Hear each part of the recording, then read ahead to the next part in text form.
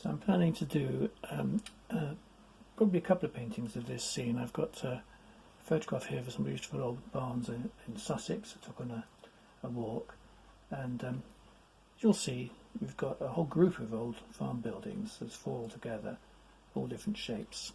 Make a rather nice shape on the skyline. We've got a little pond in the foreground, a nicely cropped winter hedge, some very green fields and some puddles up a farm track. Now, this photograph has got some great information, but the composition isn't perfect for my painting. Let me show you. I've got another photograph of the same scene took on a different day because I've done various studies. So this one has got, if I move it there, we've got the rest of the oak tree, which I think I'll include all of rather than the half of from the previous photograph. Softer lighting in that one, and this one taken on the same day as that last one. Again, we've got more information in the little pond in the foreground and more the railing that comes forward. It's a slightly different angle to the first one, but they all collectively give me the information. And I've got another one here in portrait format, which gives you the beautiful depth of colour through this pond, and also some of the sort of pondweed and the grasses going through it. All features that I think we can exploit to set off the barns, which are the real subject, but they're in a setting, and I want to include that setting. I want to convey the sort of beauty of the landscape and the space around these barns, and that's what this old farm is all about. So let's make a start on the composition. My first decision is where to place the top of the field and how much sky to include, and I think with the oak tree against the sky, I'm going to place the distant, I suppose, the skyline itself. I think I'm going to place it a little bit above the third way up my sheet of watercolour paper. I'm using £140 knot paper, which is like a little bit of a texture to it. Not hot pressed, that means, which means it's cold pressed, which means it's got hot pressed is smooth. So a little bit of slope on the field, which I might give a bit of emphasis to. And really now it's just a question of how much space the barns want to occupy. And I'm just going to make some marks here. And if you want to do a different thing, you'll have the same photographs. You can decide whether you want to zoom in on the barns, which would be great, or whether to just go and do one of the barns really close up, or whether to include the whole landscape like this. I'm going to put this in a bit of space. I'm just going to decide I want to have the biggest barn on the left. I'm going to make it. I might move these shapes around. So I'm just going to put vertical lines as sort of the left and the right side of each barn. Then the next one, which is literally overlapping that one, is smaller, and then the next one over here sort of half goes behind the second one and comes over here. So we've got sort of just less than half of the way across, I suppose, for those 3 barns together. And then there's a space, and the final barn, which is actually, I have to confess, this barn has since been restored. I photographed this a few years ago before it was restored, and we've got, as you'll see when you look closely, most of the tiles missing. So that barn's going to come over just past halfway. Let's move it over a little bit. So let's just give that a nudge over. And really, when you're planning a composition, that's what this first lesson's about. It's all about deciding on the scale of the objects, whether to bring them closer, whether to, you can rearrange them. I want to convey the location as I know it, so I'm going to stick more or less to the spacing of the photographs. But the aesthetics are really the most important decision you make here. The scale of the oak tree, I'm going to look back to the photograph with the whole tree in it, and the scale of the oak tree goes up way above the roof of the barn. So I'm just going to create a rough shape here. That's like a sort of a big oval shape, really roughly, where the oak tree comes. So it's a bit like a sort of lollipop shape, I suppose. And the other ingredient that I want to include is I want to lead into this painting, and so I'm going to include a little bit more of the farm track that you see in the photograph. So I want to sort of create a little bit of driveway into it. So I'm going to take the farm track. Let me just zoom out of my paper a bit so you can see what I'm doing. So here's the bottom corner. I'm going to take that sort of zigzag, a little bit of an S shape, just sort of going around the bend here. And of course, the farm track goes around behind this oak tree, so it's a sort of like a big French curve, this shape here, and that's going to give me a nice lead in. Plus, it gives me a sort of edge to this track where I can put a hedge on the other side, and I think this will take the eye through successfully. So it's a little bit like the I'll show you again this photograph, which is the main one I'm going to use, but you only see half of this oak tree. You see a bit of the track down here, so I'm going to include all of that track. I suppose I have the advantage is that I've walked up and down it, so I know how it goes, but hopefully I can guide you and give you a few pointers. So, and the top of the hedge on the right, the top of the hedge down here, they're also a key ingredient, how much of the field you show, and that's my sort of next decision really. So I'm just going to do a sort of basically a sort of rectangular shape on the right. That's how much track I'm going to include, how much hedge I'm going to include. And over to the left, I'm going to, if this is the top of the field, I'm going to have a little bit more space for the field. I like the sort of soft green colour of the field. So I'm going to have a little bit more space here.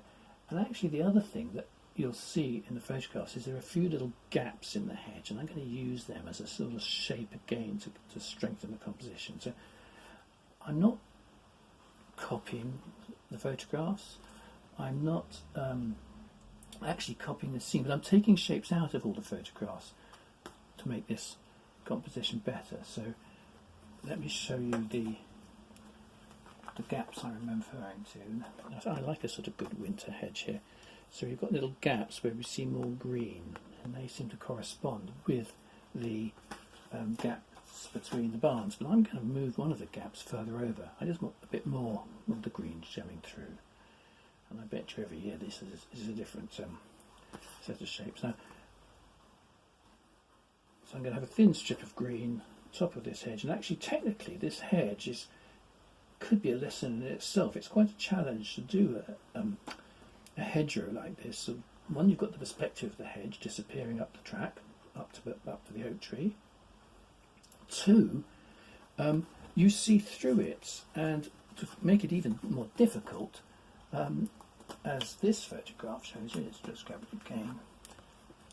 Not only do you see through it, but you've got extremes of light and dark in the hedge. So you've got very light bits of wood, you've got very dark bits, and then you've got very light bits of grass behind and very dark bits. So technically, it's quite a challenge. So let's see if we can work that one out. It might mean some of you prefer to use masking fluid. It might not come to that, depending on how you approach it. But so the next thing is just the shape of the pond, and then we'll go to the barn. So I'm just going to work out. I think the pond sort of comes to come up underneath the final barn on the right, and just sort of comes down at an angle here. And again, the pond shape itself sort of leads you into the composition. So all these lines sort of come in here behind the oak tree and go back, so it takes you through to the barns. It's a sort of very traditional sort of composition where the eye is not taken straight to the subject, it's taken a little bit over to one side and then it comes back again, which I think makes it more attractive. Plus, puddles, by the way, in the track, when you put the puddles in, where you put the oak tree, where you put the puddles, in the photograph, I don't think any of the photographs quite line up. I'm going to put puddles underneath where the oak tree is so that I can reflect it.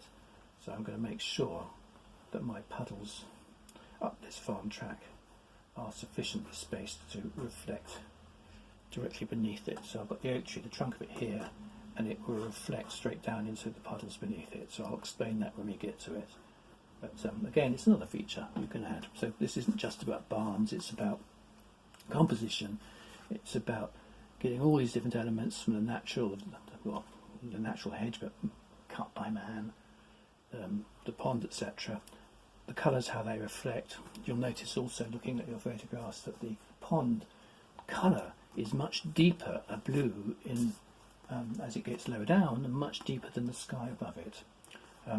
What I will say, just when I'm sketching this out, is that colours in photographs tend to be misleading in the sense that, I'll show you this one again, if we look at the pale sky, almost white in here, it wasn't that white, it was a pale blue, and you get a hint of the colour in the pond. In fact, the sky was closer to the colour in the pond than it is to what the photograph is telling us. And what happens in a photograph is it will expose to one part of the composition, so you can't get the perfect balance between the sky and the water in a photograph very easily. It's a very good idea, very good practice if you're getting information on a scene like this, is to take photographs of the sky and of the pond and then compare. So yes, the pond will be deeper in colour, will it be less bright, but I'm going to put a bit more colour in the sky. That's what I'm leading up to. So because, one, I knew there was more colour, but two, I think it will give more strength to the painting. So I haven't put the railing in yet. I'm not worried about that. I will put that in, but just making sure I've got the main shapes in place. And then, as I come round back to the barns, I'm not going to draw the whole of the barns yet. I'm just going to work out the overall height. And this is very simple to do with your photographs. What you want to do is get your pencil, work out how high the barn is. So whether it's here, it's about 1 centimetre. Actually, it's a bit more than that. And then you count that across the barn. So how many times into the width of the barn is the height? And actually, in this instance, it's 2.5. So I've decided my width is going to be, well, it's about 2.5 inches actually. So if I make the top of the barn about 1 inch high, at the moment it's just a rectangle, that gives me the proportion, and then I can work out that the next barn along this one is slightly less than halfway up, and then the next one is halfway between the two. So we've got sort of 3 boxes basically, and then the fourth one over here is about the same height as the third barn. Actually, I've probably got that third one a little bit too high. Actually, I think this one could go a tiny bit higher. So it's all about creating interest. So I think this one over here wants to, at its very highest point, not quite, I'm putting a straight line across the composition, not quite as high as this barn. So I've planned it, and let's get to drawing it. And typically in these lovely old barns, let's zoom in again so we can see a bit more of the drawing. In these lovely old barns we see much deeper roofs than the walls. So if you go to the first barn, and it's just a case of working from left to right, we've actually got what's called a half-hipped roof, and that means you don't really need to know these terms. So, what it does mean when we draw it is we only got a little bit of wall here, tiny bit, and as you go across we get a tiny bit more as the field slopes down. And all you need to do here, one simple, actually let's just show you how to do this. If you're not sure about how to draw a roof, if you get a photograph and put it square to your paper, like this, you can get a ruler, or you can get a piece of paper. Let's get a ruler. And all you do is put the ruler through the angle you're trying to work out, which is the slope of this roof. And then I've got to move it across, I've got to move the ruler across to where that roof is. So that gives me the angle of the roof here, so I can actually mark it off down. I don't want to draw it with a ruler, more about that later, but I'm just going to mark off the angle it makes, which I've done, so that it goes at that angle. And then the top of the roof is where the half-hip bit comes in, actually slopes a bit more, and it's where you've got a hipped roof as opposed to a gable. It's half one and half the other. And when you come over to this side of the barn, see, I'm just going to make the right wall a little bit wider. Let's just see if I've got the right. Yeah, I'm just going to come over a little bit further for here. So this bit of the barn roof slopes similarly to that. And when you've got a half-hipped roof, sometimes it's a good idea to draw a gable first and then take off a chunk to create the hipped bit. And the hipped bit, if I show you the photograph closely, is the top bit here which slopes in. And basically it's got little hipped tiles which go up on the joins. The next little barn actually is just a pure gable, so it's just a straight triangle going up to the apex of the roof. But this one doesn't, so it creates more interest. So again, you can use a ruler to line everything up if you like. But if we start off by pretending this is a gabled roof, and then we come back down the other side at a similar angle like this, let's now draw a horizontal where we think the hipped bit starts. The other thing about this roof is it dips down in the middle, being very, very old. I think it's a 16th century barn, this one, if I remember. So it's not a straight line, so a ruler is no good. You want to draw a nice curving line. But instead of this gable at the end, you want a hip. So all you want to do if you're going to draw a hip is you work out where the end of the ridge is relative to the lines you've just drawn. So if you put a vertical line through the end of that ridge, work out where it goes through this line, and my point is it goes in, if this is where the horizontal goes, it goes in slightly to the right of that. So basically, if you drop a line through your building, you can do this if you're looking at the building and with the naked eye. So we move that end of the ridge in, and then we come across and put in the half hip, and then you can rub out the bit of the roof that you don't have, and you get a nice little barn shape. So let's just tidy that up. I'm using, I think it's a 4B in this pencil, so it shows up, and if you're doing this for watercolour, I wouldn't recommend doing anything as dark as this. I would use maybe a B, and some people are happy just using an HB, and again we can rub out the line at that end. So we've got a bit of our barn shape. If you want to complete this barn, it has a door halfway along the wall, so again we can just draw the verticals each side of where that starts. We can draw a horizontal about where the top of the door goes, and then it's not quite parallel to this line, but it's nearly parallel. You get a slope up the roof. At this distance it is all but parallel, to be honest, and by that I mean that the further away you are from your subjects, actually I've got that going a bit too high, that bit. Maybe I've got the opening a bit too wide. But the further away you are from your subject, the less distortion, and the less you get all these lines going at different angles. So in other words, even though we're not straight onto this barn, we're actually 3/4. Looking at it from a 3/4 angle, what we actually see is the gutter line and the ridge are pretty much horizontal, and all the barns follow that same rule, so you don't have to worry about doing them at different angles. All you've got to look at is the angle at the end of each roof with the wall. There's a tiny overhang on that bit of wall, and it comes down. I'm just going to correct my final line, which wasn't quite far enough out. So we've got a barn, and if I zoom you into that, you can see we've got all the main features with the roof shape. We've got the half hip up here. Actually, I've noticed, looking very carefully at my half hip, that it does two things in here. It goes, it's not a pure half hip, there's actually a little tiny vertical bit, and often they have a little vent hole up here, so this line actually isn't one straight line, it actually goes one way than the other. So if you want to be strictly accurate, you can get that like I've done it. So it actually goes over to the left and comes back to the point there. So it's a little bit offset. Then the next barn along is relatively simple, because we just go up to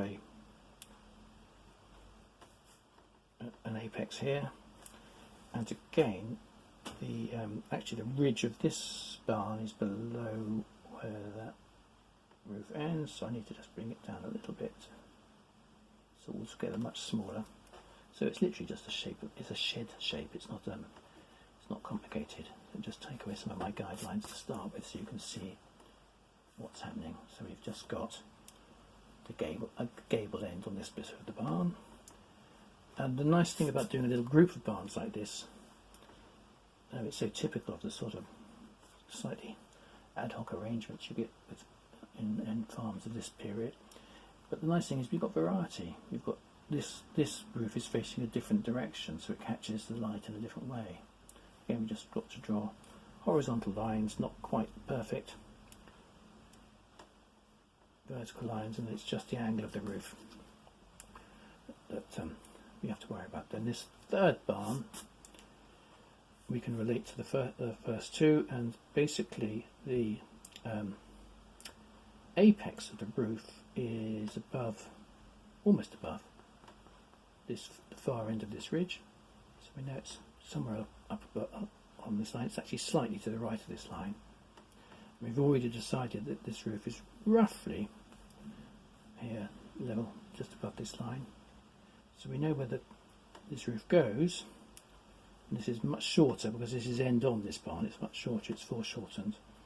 So again, what I'm going to do is draw a gable on this barn, working out where I'm starting from, so following actually the angle of this second roof, just drawing a gable like so, going both directions, so for the left and right gable, and then again what we do is you work out, you put the horizontal in for the half hip, like that, and then we find that the end of this ridge doesn't extend quite as far, so let's rub out the lines for the gable and see if we can get the hip. So rub out those lines. It's a bit messy, I'm sorry. And then we look at the photograph, and the end of the ridge comes just not quite to where this angle is here. It comes up to about here. So it just comes across on this. I'm actually drawing on it's an A3. It's a 12 by 16 inch sheet of watercolour paper. But it's just a few millimetres across, but it makes all the difference to the shapes. So we get a triangle that's distorted by the hip, and then we get a nice long. There actually is the line on the back of this barn. Again, it's not quite one straight line. There's actually a little hip shape and then a slope. So there's a very obtuse angle here. It's not a straight line. There's a slight, same point as that over here. There's a slight bend. But, again, it's up to you to how accurate you want that to be. And then we can come and do our horizontals. Actually, it does dip down a bit, this barn. It comes down a little bit to the right as it goes away from us. Not much, but it makes it a little bit more wonky, and then it carries on down to another slope before it gets down to a vertical. So it's not just one shape. That's the great thing about this. You've got to really look carefully. You don't always see what you expect. So that's there. Another feature, if you look at your photographs, by the way, is that we've got fencing posts at the edge of this field. So against these dark weatherboarded walls, we have got posts, and it might be that you want to put in some masking fluid, keep those posts white of the paper when you put the dark colours of the barn in. But we've got some barns drawn, and just moving quickly over to the last barn. That's. I'm just going to looking at my source. I'm just going to see how wide that barn is compared to the other two, and it's okay. So yes, I've got it about right.